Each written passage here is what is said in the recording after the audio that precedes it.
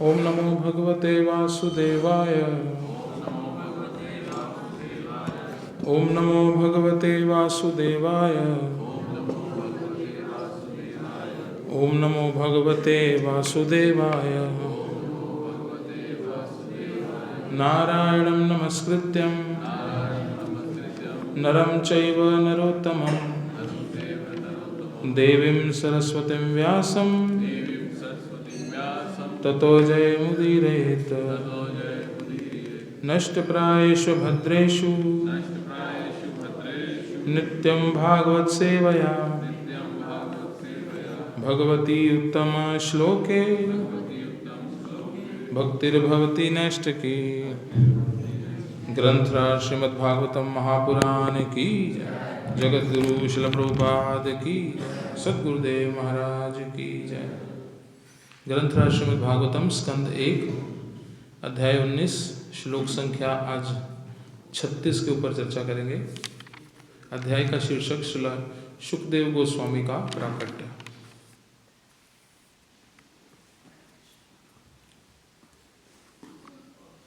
अन्यथा ते व्यक्तगते दर्शनं नः कथं नृणां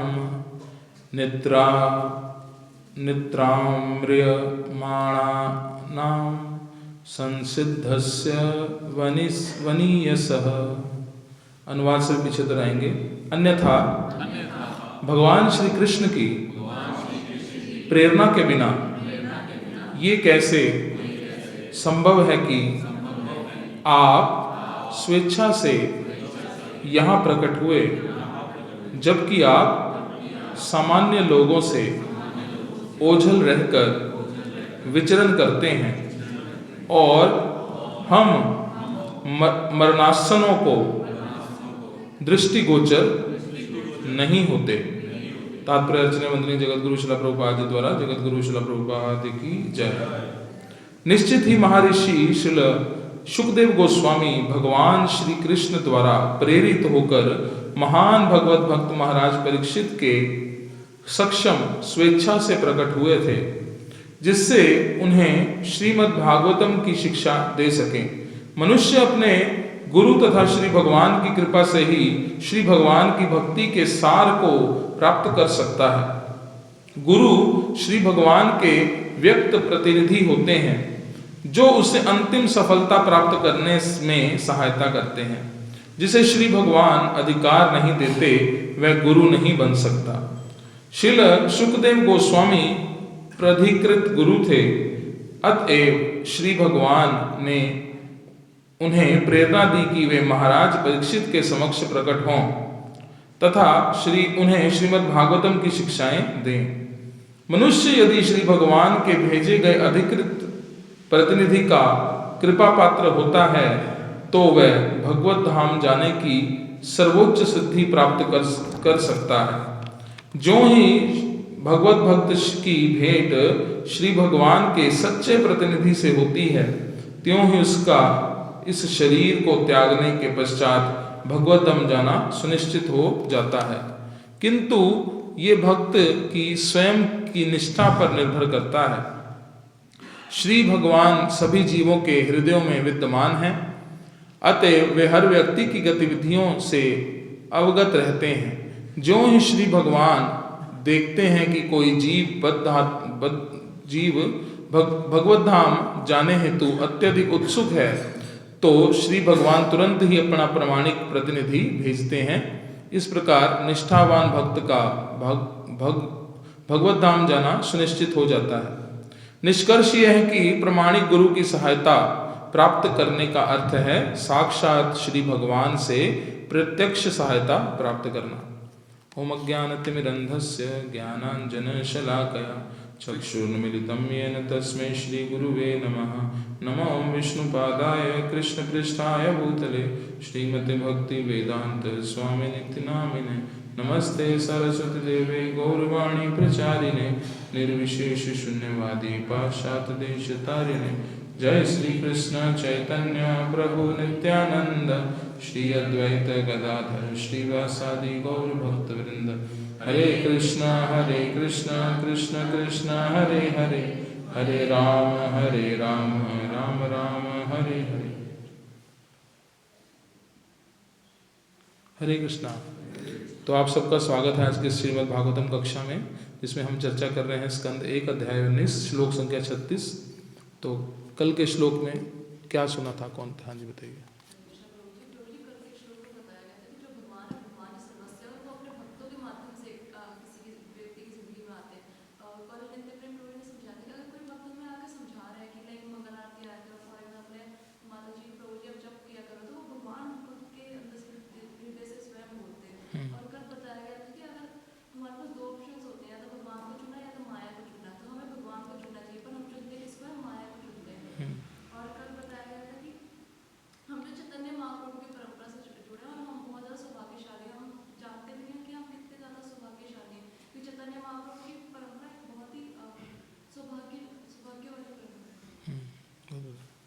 और जी बताया था कि किसी भी परिवार में अगर एक भक्त भी भगवान की भक्ति करता है तो भगवान श्री कृष्ण उस परिवार की और उस पूरे गोत्र की, उस पूरे कुल की रक्षा करते हैं। तो ये सब बताया गया था। आज कोई पहली बार तो नहीं आया, फर्स्ट टाइम? नहीं, ठीक है।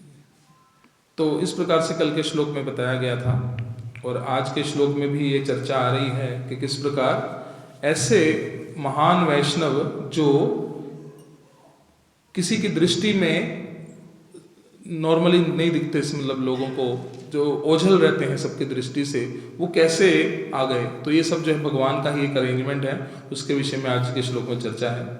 तो अनुवाद में क्या बता रहे हैं? अन्यथा भगवान श्री कृष्ण की प्रेरणा के बिना ये कैसे संभव है कि आप स्वेच्छा से यहाँ प्रकट हुए, जबकि आप सामान्य लोगों से ओझल रहकर विचरण करते हैं और हम मरणासनों की दृष्टि गोचर नहीं होते। तो ये कौन कह रहा है? राजा परीक्षित। देखिए, आप एक ही जवाब मिला। अब अगर आप जो है मतलब लगातार सुनते आ रहे हैं तो आपको बोलना चाहिए सबको। कल मैं एक कोटेशन पढ़ रहा था हिज होलनेस राधानाथ महाराज जी की, उसमें वो कह रहे थे कि हमें इतनी डेडिकेशन और सीरियसनेस के साथ कथा सुननी चाहिए, मतलब औपचारिकता नहीं करनी चाहिए, फॉर्मेलिटी नहीं करनी चाहिए कि चलो हो रही है तो बैठ जाते हैं, ठीक है ना। अगर आप रेगुलरली सुन रहे तो बोल क्यों नहीं रहे, ठीक है ना। ये बड़ा प्रश्न है। बोलना चाहिए सबको, तो जो बोलता है वही सीखता है। ऐसे मैं कथा सुन रहा था, इसमें एक बार इंडोनेशिया गए एक प्रभु जी ब्रह्मचारी, वहाँ पर कथा कर रहे हैं स्टूडेंट्स के बीच, 500-600 स्टूडेंट बैठे हैं। उनमें से उन्होंने प्रश्न किया, किसी को कोई प्रश्न है? तो एक व्यक्ति, छोटा सा स्टूडेंट जो है वो खड़ा होकर बोलता है कि मेरा एक प्रश्न है कि मैं इस भागवतम के ज्ञान को कैसे सीख सकता हूँ। तो कितनी डेडिकेशन होगी उसमें, ठीक है ना। तो और बाद में पता चला कि वो उस स्कूल का सबसे ब्रिलियंट स्टूडेंट है। मतलब जो ब्रिलियंट होते हैं वही ऐसा प्रश्न पूछ सकता है कि मैं इसको कैसे सीख सकता हूँ।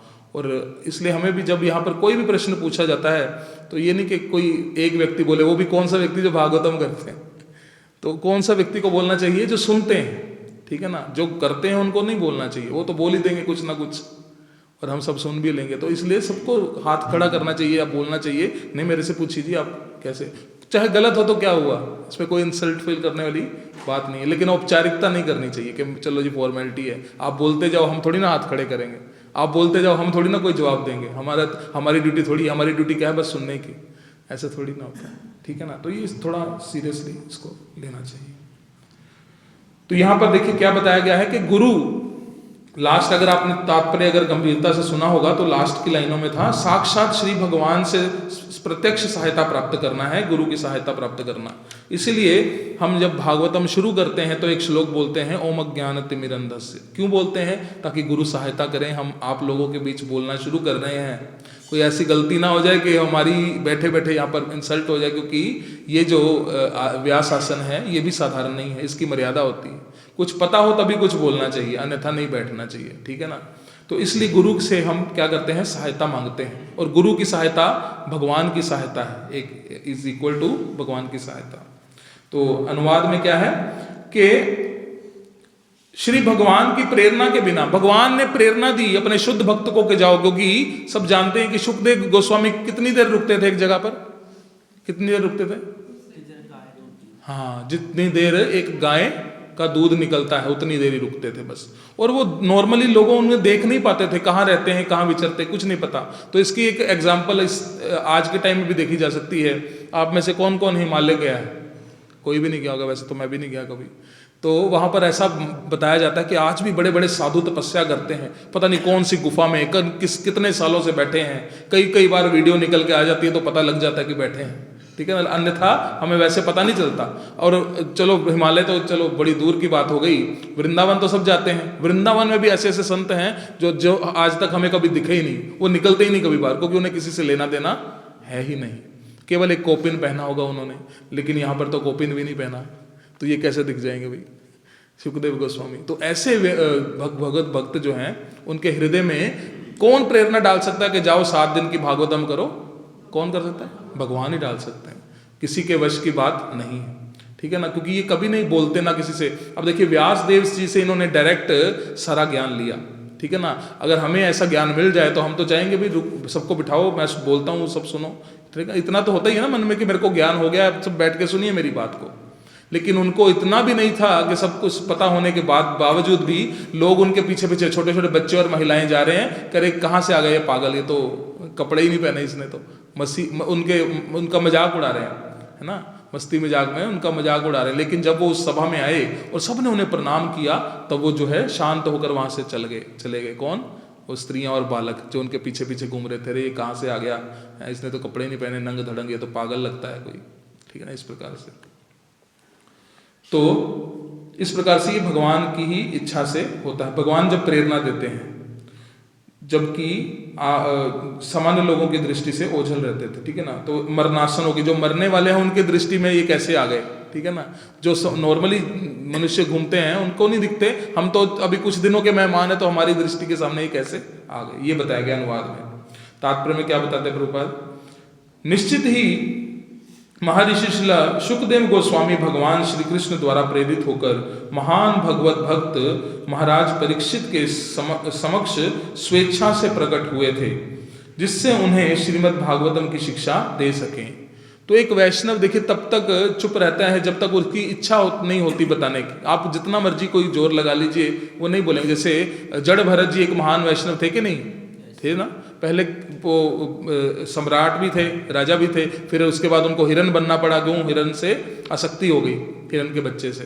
तो उसके बाद जब वो जड़ भरत बनकर आए तब उनको एहसास हो कि अब नहीं बोलना कुछ भी, फंस जाऊंगा, ठीक है ना।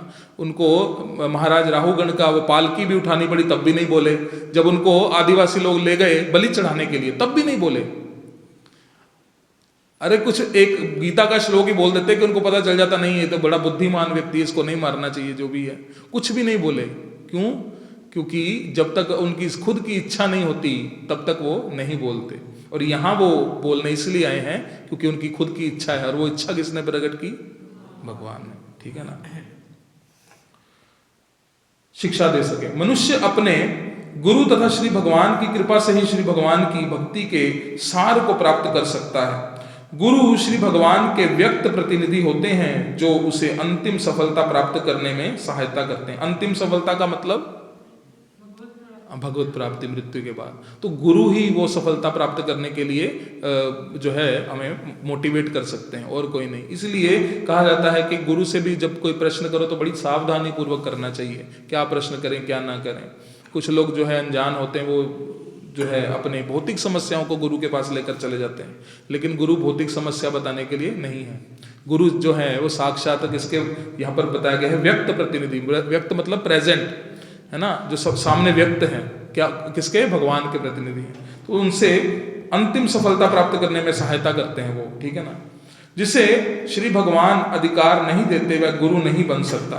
अब इसमें क्या है देखिए, जिसको श्री भगवान जो है जैसे हम परंपरा से जुड़े हैं, है ना, और इस ज्ञान को हम सुन रहे हैं, एक्सेप्ट ले रहे हैं, तो हम सब जो है अपने अपने लेवल पर गुरु बनने के अधिकारी हैं। जैसे महाप्रभु ने भी कहा है ना कि क्या था वो, मेरे को याद भूल गया श्लोक, नहीं अमार आज्ञा हो तारो ये देश, ऐसे था ना कुछ, जहाँ नहीं गुरु वाला था कुछ, मतलब चैतन्य महाप्रभु कहते हैं कि आप गुरु बन जाओ। गुरु इसलिए बन जाओ कि इस कृष्ण भावनामृत का प्रचार करने के लिए, प्रचार प्रसार करने के लिए कलयुग में बड़ी आवश्यकता ऐसे एक बद्री नारायण महाराज हैं इस्कॉन में, तो उन्होंने कहा था कि आज भी लोग जो है अपनी खिड़की खोल खोल कर देखते हैं कि कोई चैतन्य महाप्रभु का प्रतिनिधि आए और हमें भगवान के विषय में बताए कुछ, ठीक है ना। तो महाप्रभु इतने दयालु हैं कि उन्होंने सबको आज्ञा दे दी कि आप गुरु बनो अपने अपने लेवल पे और कृष्ण भावनामृत का प्रचार करो, लेकिन उससे पहले क्या करना पड़ेगा, सुनना पड़ेगा, है ना। खुद की साधना करनी, खुद की जो है साधना स्ट्रॉन्ग करनी पड़ेगी और सुनना पड़ेगा। जो सुन नहीं सकता वो कैसे बोल सकता है। जो हमने भी जब किसी से सुना, अब जैसे कोई कंप्लेंट करे ना कि प्रभु जी मैं जब बोलता हूँ तो कोई सुनता ही नहीं है, शायद मेरे बोलने में कमी है, लेकिन ऐसा नहीं होता। देखिए जब आपने भी सुना था तब कोई ना कोई तो बोल ही रहा था ना। तो इसलिए अगर सीरियसनेस होगी और साथ में प्रमाणिक बातें वो बताई जाएंगी, मनगढ़ंत नहीं, प्रमाणिक बातें, जो ज्ञान पीछे से चला आ रहा है एज इट इज, जो इसमें लिखा है, ये जो प्रभुपाद जी की फिलॉसफी है, अगर उस वो सही ढंग से बताई जा रही है तो लोग अवश्य सुनेंगे। ऐसी कोई है ही नहीं कोई कि लोग ना सुने, ठीक है ना। हाँ, लोग तब नहीं सुनेंगे जब हम अपने मनगढ़ंत तरीके से कुछ भी बताई जाएंगे ना, कुछ भी बता देंगे अपने विषय में बोली जाएंगे, या फिर कुछ ऐसी बातें बताएंगे जो शास्त्रों में है ही नहीं, वर्णन ही नहीं है, है ना। कोई किस्से कहानियाँ सुना देंगे तो तब लोग नहीं सुनेंगे। अध्यात्म जो परंपरा का ज्ञान है उसको सुनने के लिए हर कोई हमेशा तत्पर रहता है, क्योंकि ये नीड है कलयुग की, भगवान के बारे में सुनना जानना, ये आत्मा की खुराक है, ठीक है ना। इसलिए उन्होंने कहा कि हर कोई जो है आज भी वेट करता है कि कब कोई आए। अब देखिए ऐसे एरिया में अब चले जाइए जहाँ पर कोई भक्ति का प्रचार नहीं है, कोई नहीं जानता महाप्रभु के बारे में या प्रभुपाद जी के बारे में, इस्कॉन के बारे में या कृष्ण भगवान के बारे में नहीं जानता। वहाँ पर आप जाके 4 बातें बताइए, लोग जो है भाग भाग कर आएंगे, अरे ये कैसा कौन सा ज्ञान देने आ गए हमें, है। भगवत गीता के बारे में कोई श्लोक, भागवतम का कोई श्लोक, कोई भागवतम की कथा, तो लोग जो है सुनेंगे बैठ करके। क्यों? क्योंकि ये प्रमाणिक ज्ञान है। इस प्रकार तो जिसे श्री भगवान अधिकार देते हैं वह गुरु नहीं बन, अधिकार नहीं देते वह गुरु नहीं बन सकता। श्रीला शुकदेव गोस्वामी प्रतिकृत गुरु थे, अतएव श्री भगवान ने उन्हें प्रेरणा दी कि वे महाराज परीक्षित के समक्ष प्रकट हों तथा उन्हें श्रीमद् भागवतम की शिक्षाएं दें। मनुष्य यदि श्री भगवान के भेजे गए अधिकृत प्रतिनिधि का कृपा पात्र होता है तो वह भगवत धाम जाने के लिए सर्वोच्च सिद्धि प्राप्त कर सकता है। देखिए हम यहाँ पर बैठ करके प्रभुपाद जी के आश्रय में हैं और ये सब जो है भागवतम के श्लोक या भगवत गीता के श्लोक सुन रहे हैं, इसका मतलब ये कि भगवान चाहते हैं कि हम जो है वापस भगवत धाम जाएं। ऐसे नहीं है कि हम यहाँ पर इकट्ठे हो गए, ये कोई इत्तेफाक की बात है, रोज आ जाते हैं, है ना, ये इत्तेफाक की बात है, ऐसा नहीं है। ये इसीलिए क्योंकि भगवान और गुरु की ये इच्छा है कि हम सब लोग जो है इस ज्ञान को अच्छी तरह से सुने और भगवान के भगवत धाम जो है वापस जाने की तैयारी करें, जो कि सर्वोच्च सिद्धि है। अन्यथा हम यहाँ पर एकत्रित होते ही नहीं। बहुत सारे लोग हैं अमृतसर में, है ना, रोज बदल बदल के आते कि सबको चांस मिले, नहीं। इसका मतलब हमें भगवान ने अपॉर्चुनिटी दी है, दे रहे हैं, लेकिन उस अपॉर्चुनिटी को ग्रैब करना हमारे ऊपर है, ठीक है ना। अगर हम उस अपॉर्चुनिटी को ग्रैब नहीं कर सकते या नहीं सुनने की क्षमता है हम में, तो फिर हम पात्र ही नहीं है, कृपा पात्र नहीं है। कृपा पात्र बनना पड़ता है, ठीक है ना। कृपा जिस खाली पात्र में ही कृपा आएगी ना, अगर पात्र पहले से भरा होगा, नहीं मेरे को तो जरूरत ही नहीं है, सब तो मैं सुनता रहता हूँ, मैंने तो महाभारत भी देखी टीवी में, रामायण भी देख ली, सारी नॉलेज की बातें, सारी ज्ञान की बातें मुझे पता है, तो अब मैं उठ के जो है घर जाता हूँ, घर जाके जो है अपना रूटीन में काम करता हूँ। नहीं, सुनना चाहिए, है ना, रोज सुनने का प्रयास करना चाहिए। तो वह भगवत धाम जाने की सर्वोच्च सिद्धि प्राप्त कर सकता है। जो ही भगवत भक्त की भेंट श्री भगवान के सच्चे प्रतिनिधि से होती है, त्यों ही उसका इस शरीर को त्यागने के पश्चात भगवत धाम जाना सुनिश्चित हो जाता है। जैसे कि प्रभुपाद जी से जितने भी लोग मिले, है ना, जैसे आप या फिर हमारे गुरु महाराज जी से जो मिलते हैं, मतलब महान वैष्णवों से जो भी मिलता है, वो कन्फर्म्ड हो जाता है कि ये जाएगा भगवत धाम वापस, क्योंकि ऐसे नहीं मिलता कोई। और मिलने के बाद भी जब वो कॉन्टैक्ट में रहता है और कॉन्टैक्ट में रहने के बाद भी भक्ति करता है, भक्ति जैसे मंगल आरती हो गई, 16 माला हो गई, है ना, और भगवत गीता और भागवतम का अध्ययन हो गया, ये सब जो रूटीन में करता है वैष्णवों के मिलने के बाद, क्योंकि ये यही चीज़ें कराएंगे, अन्यथा नहीं कुछ कराएंगे। ऐसा नहीं कहेंगे कि आप जो है अब मेरी सेवा कीजिए, कि आप मेरे आश्रम में मेरी टांगे दबाइए, ऐसे प्रभुपाद जी ने किसी को नहीं बोला। उल्टा लोग स्वयं उनको चलकर बोलते थे कि मैं, जैसे हमारे गुरु महाराज ने प्रभुपाद जी से कहा था कि मैं बड़ी अच्छी मसाज करता हूँ, ठीक है ना। तो प्रभुपाद जी ने फिर जो चांस दिया गुरु महाराज को, और गुरु महाराज ने बड़ी सुंदर उनकी सेवा भी की, मसाज करने की, ठीक है ना। तो ये तभी होता है जब हमारी कोई इच्छा हो, हम कृपा पात्र बनना चाहें, ठीक है ना, वैष्णवों की सेवा करके। किंतु ये भक्त की स्वयं की निष्ठा पर निर्भर करता है, हमारी निष्ठा कितनी है, ठीक है ना। ये भागवतम बोल रही है। तो हमारी अगर निष्ठा नहीं होगी गुरु के प्रति या वैष्णवों के प्रति, या फिर भक्ति करने के लिए कोई निष्ठा नहीं होगी, तब हम कृपा पात्र नहीं बन सकते। श्री भगवान सभी जीवों के हृदयों में विद्यमान है, अतएव वे हर व्यक्ति की गतिविधियों से अवगत रहते हैं। तो ऐसा नहीं कि हम आडंबर करते रहें ये भी पॉसिबल नहीं है कि हम निष्ठा बढ़ी है जी, मेरे में निष्ठा बढ़ी है, मैं करूं, अंदर से जो है हम किलसते रहें, कल्पते रहें कि ये क्या मेरे को कौन सा काम दे दिया, ये तो नौकरों जैसे मेरे साथ कर रहे हैं, अच्छा मैं दरिया बिछाऊं सुबह सुबह आके, यही काम रह गया, इससे अच्छा मैं घर में आराम से सोता, है ना, झाड़ू लगाऊं, यही काम रह गया मेरे को, ये बर्तन साफ करूं, या कुछ भी छोटी मोटी सेवा। तो ये जो अंदर से कल्पना है, किलसना है, ये जो है भगवान जो है उससे अवगत रहते हैं, क्योंकि भगवान सबके हृदय में विद्यमान है। आडंबर ज्यादा देर तक नहीं चलता, हाँ निष्ठा जो है वो लंबे समय तक चलती है ना, और उसी को भगवान जो है फिर फलीभूत भी करते हैं। अतएव वे हर व्यक्ति की गतिविधियों से अवगत रहते हैं। जो ही श्री भगवान देखते हैं कि कोई जीव भगवत धाम जाने हेतु अत्यधिक उत्सुक है, तो श्री भगवान तुरंत ही अपना प्रामाणिक प्रतिनिधि भेजते हैं। अब देखते हैं कि इसकी ईगरनेस कितनी है, इसके अंदर उत्सुकता कितनी है, तब भगवान प्रतिनिधि भेजते हैं, ऐसे नहीं। अब परीक्षित महाराज के पास 7 दिन रह गए थे, तो उत्सुकता बहुत चरम सीमा पर पहुंच गई थी कि मेरे को कोई मिले, मेरे को कोई मिले। तब भगवान ने शुकदेव गोस्वामी के, अब देखिए किसी की आंखों के सामने नहीं आते थे, दृष्टिगोचर नहीं थे, लेकिन भगवान की दृष्टिगोचर तो थे ही ना। भगवान को तो पता है कि कौन सा जीव कहां पर रहकर क्या कर रहा है। अगर हिमालय की कोई छोटी सी गुफा में भी घुसकर अगर समाधि लगाकर बैठा है तो भगवान को तो पता ही है।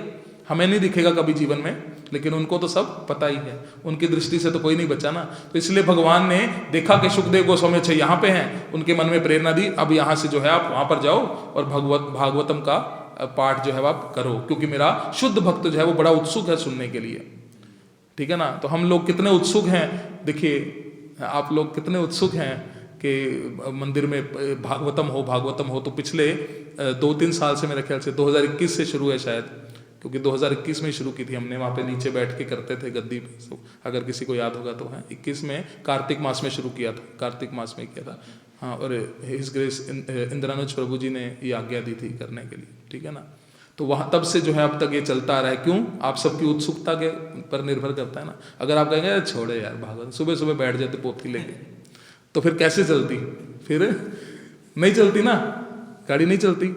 और पहला स्कंद खत्म होने वाला, कितनी खुशी का बात है ना टॉपिक। बस ये आज 36वां श्लोक है, 39 श्लोक का ये चैप्टर है। 37वें श्लोक में इतने सुंदर प्रश्न पूछेंगे जो है परीक्षित महाराज के, वो बड़े सुनने वाले प्रश्न हैं, ठीक है ना। तो ये उत्सुकता पर ही निर्भर करता है, और भगवान तब प्रेरणा देते हैं। हमारे मन में ऐसे नहीं, देखिए प्रेरणा हमारे मन में भी किसने दी? इंद्रानुज प्रभु ने। इंद्रानुज प्रभु के मन में प्रेरणा किसने दी? गुरु महाराज ने। गुरु महाराज के मन में प्रेरणा भगवान देते हैं, ठीक है ना। तो ये सब प्रोसेस से ही चलता है और उत्सुकता पर निर्भर करता है। और हमारी भी उत्सुकता थी बोलने की, कुछ ऐसा नहीं कि केवल सुनने की थी। अब हम भी चाहते थे कि कुछ बोलें, क्योंकि हमारी भी बुद्धि कम है ना।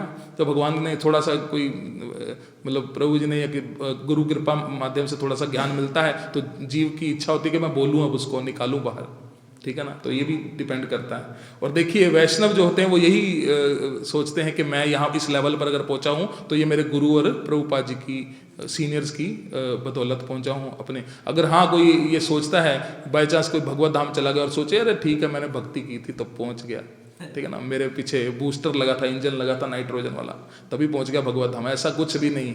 ये बहुत बड़ी गलत फहमी, ये सब इनकी पावर से चल रहा है। ये इनके भजन के, इनके आशीर्वाद की कृपा से हम इस गद्दी पर बैठे हैं अभी, नहीं तो पॉसिबल नहीं है ये, ठीक है ना। नहीं तो वहीं पर ठीक था नीचे, ठीक है ना। तो ये जब है भगवान की कृपा से ही होता है।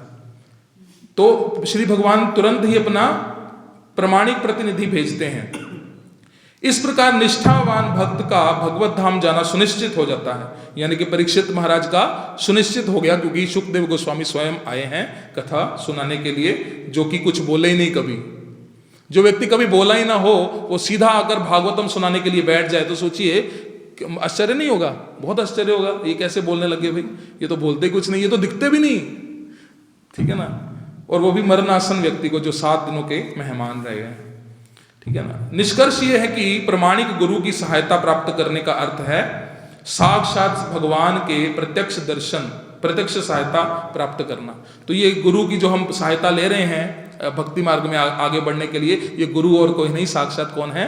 भगवान। भगवान आए हैं हमारी सहायता करने के लिए ताकि हम इस भक्ति मार्ग में आगे बढ़ सकें, ठीक है ना। तो साधारण नहीं समझना चाहिए गुरु महाराज और प्रभुपाद जी जैसे संतों को, ये साक्षात भगवान हैं, ठीक है ना। अगर इनको भगवान के जैसा भी ट्रीट किया जाता है ना, जैसे प्रभुपाद जी की आरती विशेष रूप से भोग ये सब, तो ऐसा नहीं सुना यार भगवान को भी लगता है, इनको भी लगता है, साथ साथ ऐसे कैसे, मतलब भगवान थोड़ी ना ये, तो ये भी एक अपराध होता है, ठीक है ना। ये साक्षात भगवान ही है हमारे लिए, ठीक है ना। और क्योंकि हम इस दलदल में गिरे हुए हैं कलयुग में, तो ये हमें निकालने के लिए आए हैं, तो हमारे लिए तो भगवान ही है। अगर देखिए कोई बहुत गरीब व्यक्ति हो, ठीक है, बहुत गरीब हो, उसके घर कोई 2000 3000 5000 लेकर पहुंच जाइए आपके लिए, तो वो उसके चरण धो के पिएगा कि नहीं पिएगा?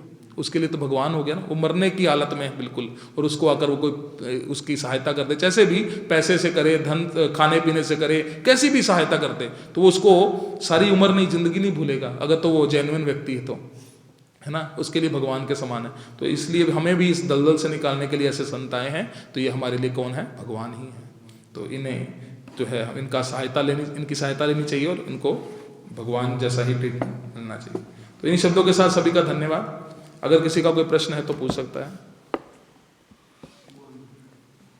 ग्रंथराज श्रीमद् भागवतम महापुराण की जय, जगत गुरु शिला प्रभुपाद की जय, सदगुरुदेव महाराज की जय। आइए उन वैष्णवों के चरणों में सादर वंदना करें जो कल्प वृक्ष के समान है, कृपा के सागर हैं और प्रतिदिन जीवों पर अत्यंत दयालु हैं। वांछाय कल्पतरुभ्यश्च कृपा सिंधुभ्येव च पतितानां पावनेभ्यो वैष्णवेभ्यो नमो नमः। वैष्णव ठाकुर जगत गुरु शिला प्रभुपाद की जय। वैष्णव ठाकुर सदगुरुदेव महाराज की जय।